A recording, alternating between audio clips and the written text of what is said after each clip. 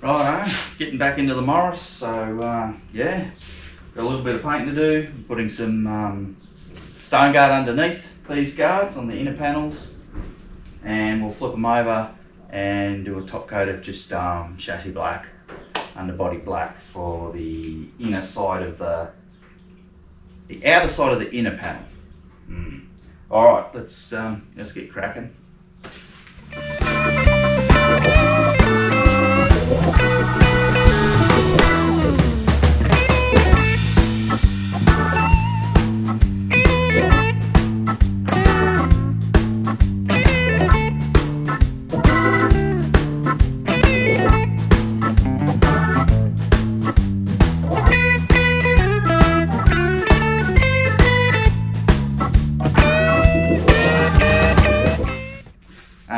I said before I was going to do the stone guard on just on one side and then flip it over and do the body chassis black on the other side. I've opened up the tin of body deadener and the body deadener, stone deadener, whatever you want to call it. And it's a one-use tin, so there is no lid. It's designed to screw onto a paint gun. So I have a litre of stone guard, and so I've decided to use it up on the insides of the inner guards and the outer side of the inner guards, and I will do all underneath the mud guards. So hopefully I can get all my mud guards prepped underneath today, get all them done. I don't know if I can pour that into a jar or a tin and seal it to keep it, but I've opened it now, so here we go.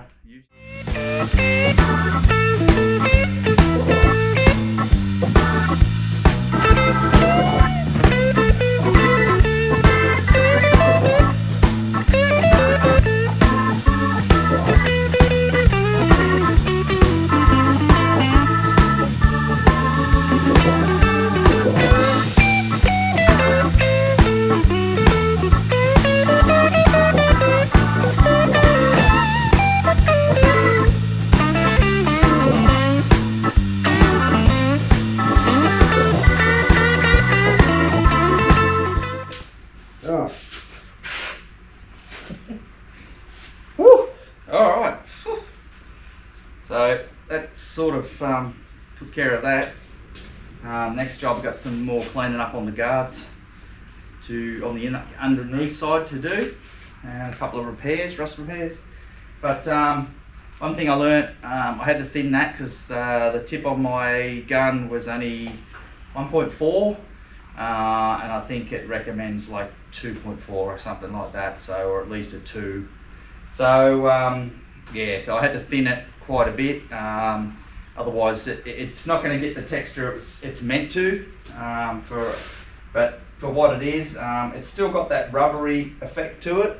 So I think that's all it needs. You might have even noticed on the other guard I did underneath, I didn't prime the surface, but I'd already rust treated everything yesterday, so it was a nice day yesterday. I had everything out, cleaned up. I did the rust converter on it, which you can paint straight over, and because I want to use this up, I've decided that I just paint over it, see how it goes, see how it weathers, and if it doesn't, well, I'll just redo it. But I think it'll be fine. It's 100% better than it was, so we'll go with that. Righto, on to the next panel. This is one of the rear mud guards. So the other one I've had already done work to. See, this one is in, look, it's not the worst thing I've ever seen, but it's going to need a little bit of dolly work just to clean up some of these, straighten up, get that curve back in, and fix up a few things. There's a little bit of something missing here, so, and I just want to get that back to where it should be. And a little bit of rust damage down here. Oh, you can see the light through there. So yeah, I'm going to fix all that up, wire brush, wire wheel all this shit, Gonna rust treat it once we got the rust repairs done over here on the end, and then yeah, go through the painting again. I'm not painting the outsides just yet. I will, but I want to get all the underneath done because I'm doing a different process on the outer side. I want to patina them. I don't want them looking new compared to the car, because you know, as you see, the car is nice patina there, and I want to keep that. And I'm going to try and mimic that on the outside of these. So we'll see what happens. Let's get cleaning.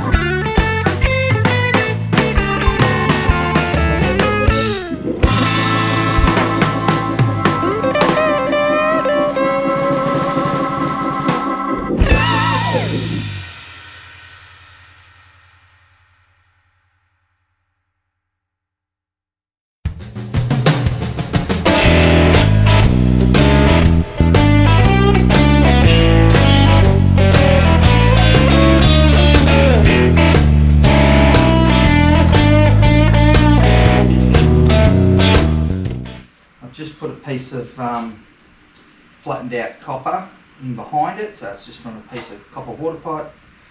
Flattened it out. I've used it on the back of the car before, bits and pieces. I've just got it clamped in one spot. I'm just going to have to move my clamp as I go. I've just tried a couple of tacks. They're going on. They're a bit cold, but I think we'll get something on there enough to grind back, and will be satisfactory. It'll be better than what was there. So yeah, obviously it's not perfect or ideal. You know, really I should be cutting this section out, finding some thicker metal, but we're not going that far with this. We just want to get these good enough, and we can deal with it down the track if I need be.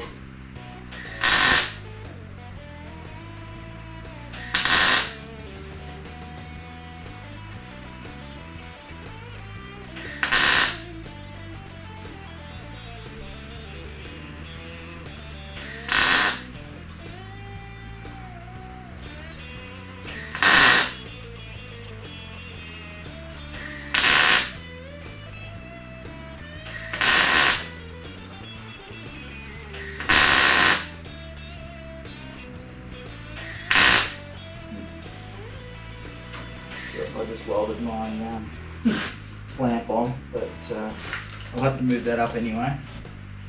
See if we actually weld that on. We did weld that on. Nice. That was a dickhead move.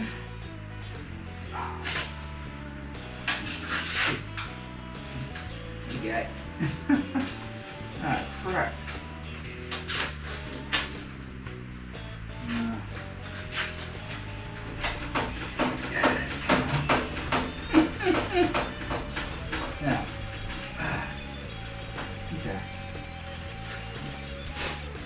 So that's my bit of copper pipe that I just flatten out. Now it's got a bit of a curve, so obviously I can change that, or I can cut a piece off it or whatever. See how we go. Close to this section, I might have to take that off. Sort of holding that edge, but I think we're going to have to deal with that later.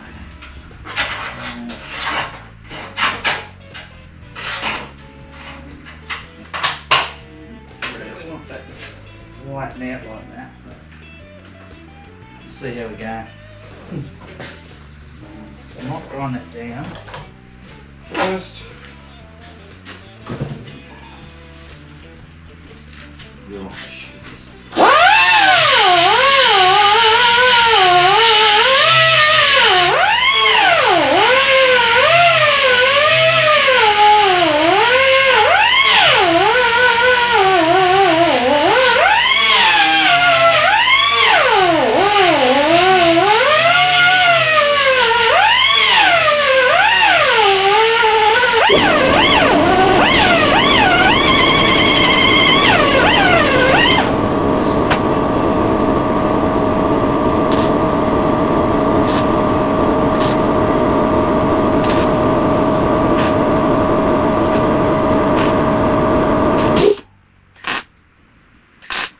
So when it comes to this really thin stuff, I seem to, if I tack against the last tack, or another tack that's thicker, allowing the puddle to flow and touch the thinner metal. I'm not actually burning into the thinner metal directly with the wire. That's the only way I think you can do it without blowing great holes in there. It's not going that great. I've got to get that copper tube to get closer in here. Oh yeah, that's better. And it's a little bit off the metal at the moment, so I might have to just dolly that a bit and grind this down. Put the pressure down because I was paying.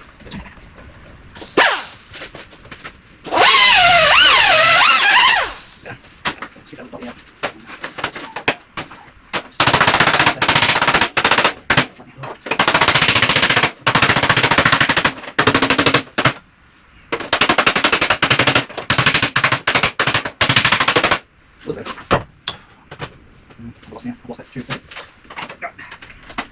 That's closer. There we go.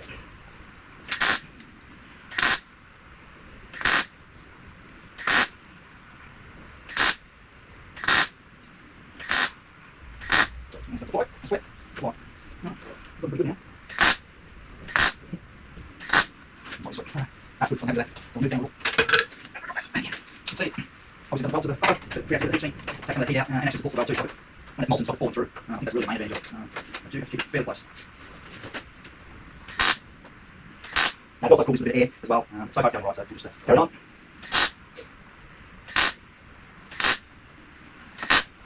Cool. Actually, that copper is the trick. Very low heat, and just stacking your tacks, and basically. So it's going to be a little bit of frosty in there, just because it's rusty and contaminated, more than likely, probably with oil or schmuck. That's looking pretty good on top. We've got the underneath side to do. I might let that cool, grind that back. So I might throw it on time lapse. The other bit's not going to take much longer, it's going to be more of the same. Just I'll have to flip this over and we'll get in underneath. And then that should be pretty good. There's a little bit of ore canning there, although that's pretty much taken it out now. So that would have shrunk a bit of that in that section. So actually there's a little bit there still. But I'm not worried about that. This gets bolted up underneath side of the car for the mudguard. So that'll take care of that anyway. And like I said, for what this is, that is more than sufficient on my bit of copper. So throw it in a time lapse because it's boring.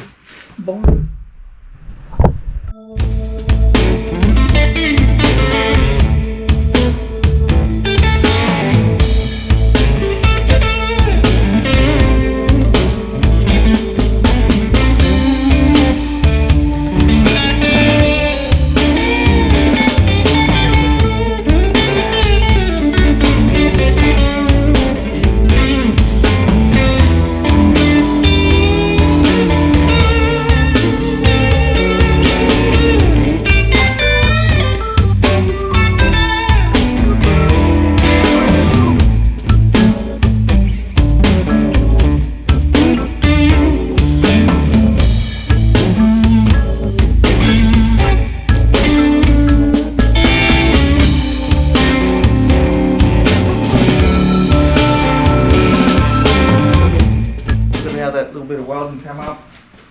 I've just ground it back, so now I'm just going to treat the inside of this mudguard with some rust converter. If you're wondering, it's just the Amiga brand stuff from Rapco. I'll just hold that there, you can have a look. But yeah, it's not bad stuff for what it is. I can't remember the price. It isn't super cheap, but it's not totally expensive. So it's alright, does the job. Put some in a container, damp rag, and just rub it all over. Now this does leave streaks and things, so if you don't want it as a finish, you would have to, you may be able to spray it, I'm not sure, but you would have to probably put it on and before it dries wipe it off. But for underneath here, I don't care, I want it to convert the rust, do what it's meant to do, and no one's ever going to see it. And you can paint over it, so that's what I will be doing.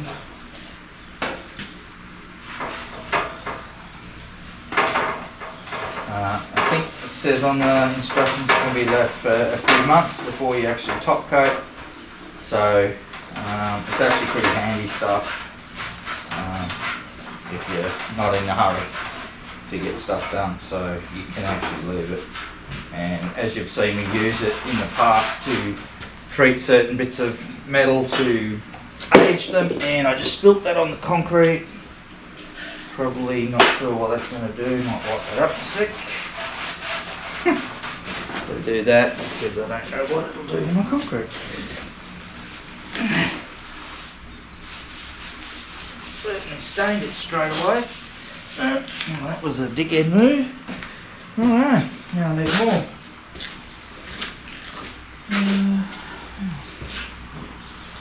Right, give the container a good shake. And let's go. Just probably got more than I want. But if I throw it on the floor each time, then I probably will need it. I know. Let's have a look at here. So I'm covering everything, even the paint that's still on there.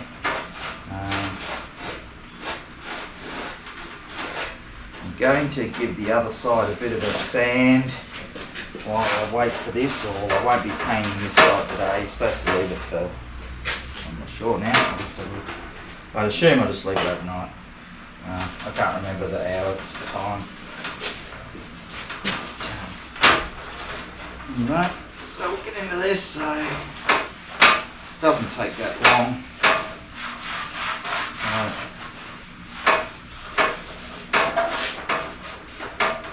Just cover it everywhere.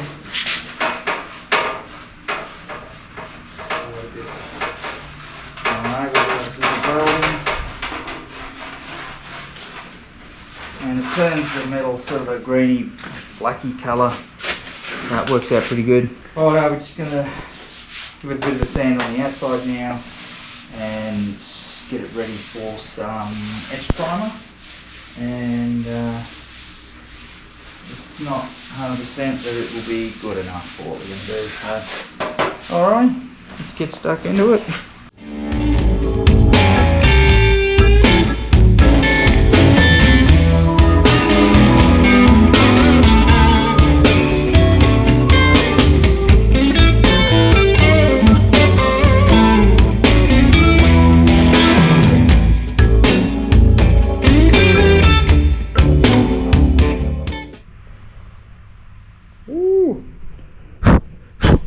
Oh, well, bit of shock horror. Wasn't expecting that.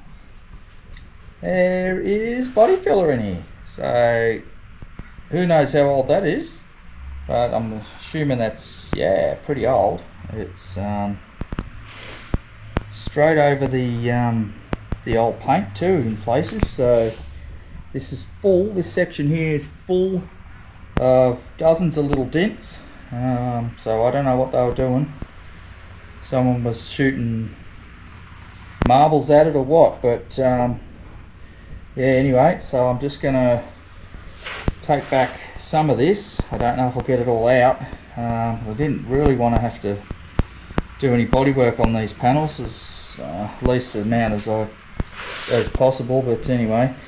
But this one is, I'm either going to have to put more in, or more filler that is, or actually try and get some of these out. So I don't know. The back half's fine of the guard. So yeah, I don't know what's going on there. I've obviously continuously struck something on this side because the guard on the other side was fine. I mean, it had its flaws, but nothing like that. And obviously somebody's had a crack at repairing that in the past, and they haven't even tried to get the dents out. I think they've just body filled over the top and then just painted the fender. So I think I'll get this off, because I keep finding more surface rust, so the more I get off the better, and I'm just going to have to deal with that. Yeah, okay, here we go. Alrighty, well, gone about as far as I'm going to go, I think, or at least for today. So I don't know what you can see there, but that's not ideal. I think I'm just going to fill this, because to hammer all those out, and it's going to be a fair bit of work, and I didn't want to invest that much fucking work into this thing. I want to get this thing on the road. The guard is only going to be faux patinaed anyway, so I mean, I want it better than that, but yeah, I think that's what we'll be doing.